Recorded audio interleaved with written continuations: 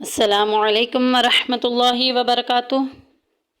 جی تو ویورز، کیسے ہیں آپ سب؟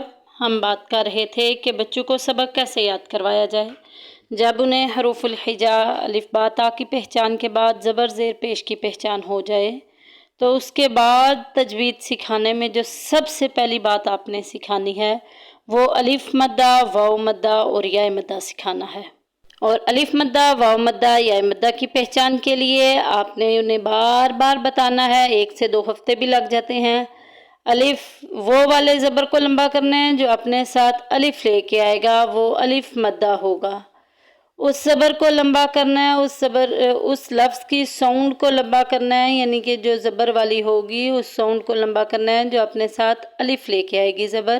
الف مدہ ہوگا، واو ساکن پیچھے پیش ہوگی تو واو مدہ ہوگا، یا ساکن پیچھے زیر ہوگی تو یا مدہ ہوگا۔